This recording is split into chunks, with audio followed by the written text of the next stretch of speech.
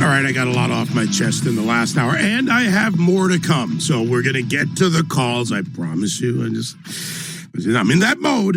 I'm in that mode today. And I'm going to keep going. I'm going to keep going. The U.S. Chamber of Commerce, I think at one time used to be a really good organization. The U.S. Chamber of Commerce putting its woke agenda ahead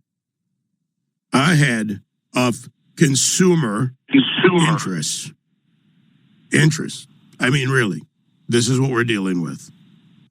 So let's talk with Will Hild, Executive Director of Consumers Research. Unbelievable, Will. Maybe I shouldn't say unbelievable. What's going on here? Well, unfortunately, I'm sorry to report that the Chamber of Commerce, which, was founded by former President Taft in order to sort of help businesses organize to defend the free market and the ability for new businesses to come in and operate, has basically been turned into a woke organ of the far left. And there's really not a lot of distinction between them and something like the Center for American Progress or the Brookings Institution. And in particular, what's really, really alarming about some of their policies and the things that they've done is the ways in which they are encouraging their members and even engaging themselves in rank racial and sexual-based discrimination. And so that's why we put up this woke alert, was to help people understand that the Chamber of Commerce that they grew up with, that they think is just, supports low tax rates and low regulation, that doesn't exist anymore. This organization is a far-left organization, and it pushes a far-left, really offensive agenda of discriminating based on race and sex within its businesses and within itself. Was this was it a Democrat takeover? A little bit of, and I granted a big organization nationally, but what happened? How did this happen? It's a great question, and I can't tell you for sure because I never worked there. But from the outside, what it looks like happened is that the chamber took the support of free market Republicans for granted. And so there was no reason to worry about them because they were going to support the Chamber of Commerce no matter what.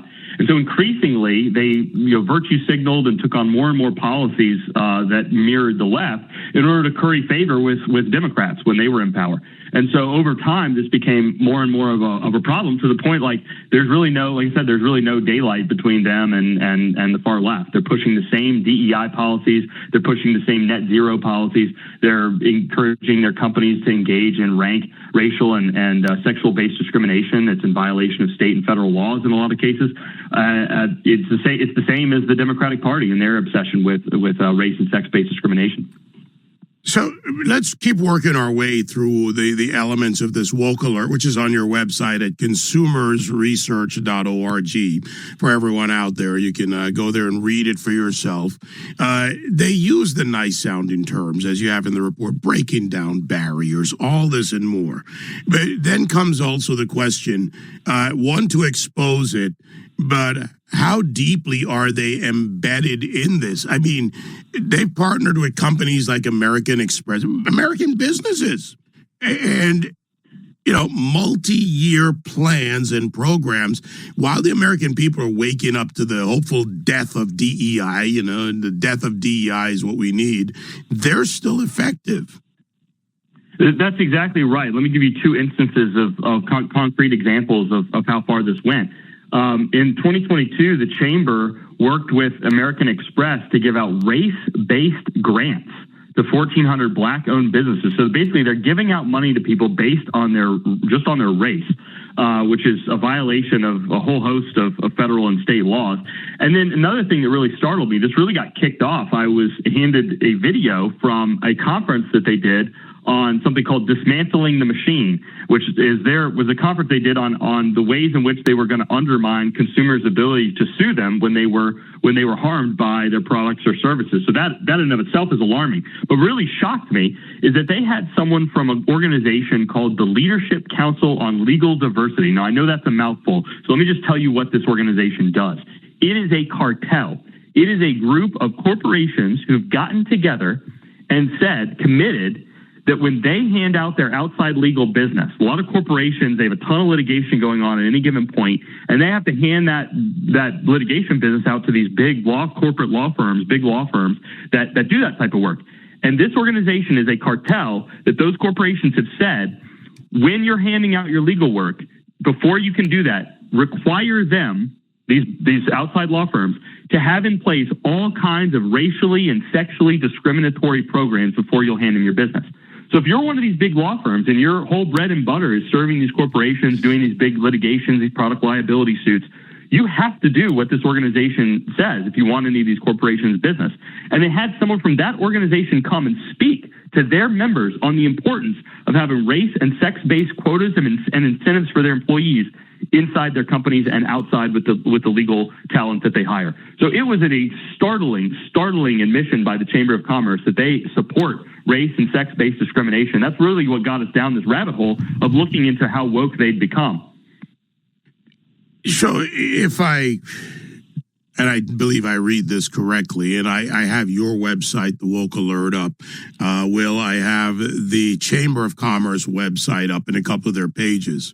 And in this example, U.S. lawmakers, local businesses talk pro-growth tax policy at in-district roundtables in partnership with state and local chambers. The U.S. Chamber is convening local business leaders and federal lawmakers for conversations on pro-growth tax policy across America. I go down through the what to know, hosted events, 100 roundtables, all of this and more. What I see there is vastly different from what you've discovered.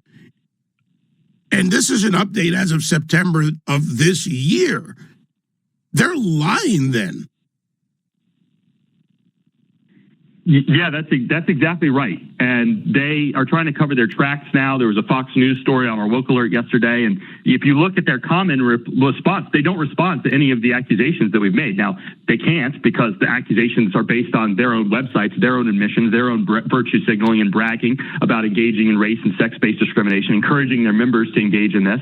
And so there isn't much to say, but you're 100% right. They're hoping that this just goes away and maybe that they can put it behind them, but you're 100% right. They lie about their true purpose and what they're engaged in. And I think the real reason we put out this Woke Alert is just to help people understand that when they see the Chamber of Commerce, they should no longer see a pro-business, pro-free market, pro-small government organization. That is not what they are, not what they've become. I mean, are they essentially running an insurgency in America with their, 2+ million members and their activists within the organization? That sounds essentially like what this is. Yep, that's exactly right. And they are trying to push all of this woke nonsense, not just across the country, but amongst their own members. I mean, that's what I'm saying. That their own messaging is to their own members about how important it is for them to include race and sex-based discrimination in hiring and promotion.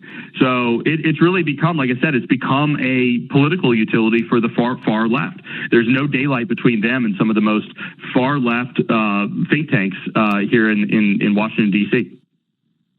They have an upcoming Winter Institute event on January 4. I won't ask you in case some of their members are listening, but I hope you'll be looking closely at that Winter Institute. This is such a stark contrast. Again, they ruin I would say a good organization at one time. I think that's fair. They turn it into this.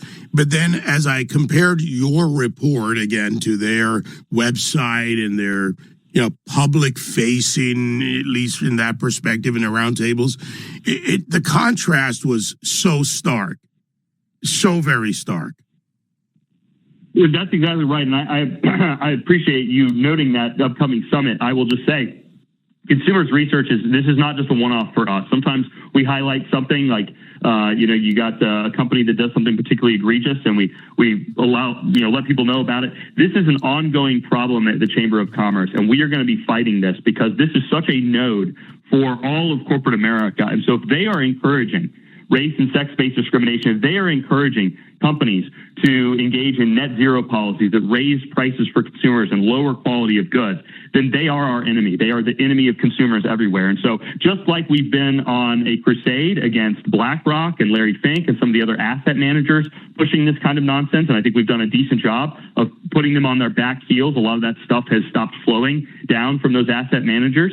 We are going to be going after the chamber long term. This is a long-term campaign for us, and we're going to be hammering them consistently on these issues until we see improvement. Because I hope people understand, in addition to just being generally offensive and generally a violation of American values in the 20th and 21st century to racially and sexually discriminate based on people, it also is bad for consumers everywhere. I don't care if you're far left, far right, in the middle, doesn't matter.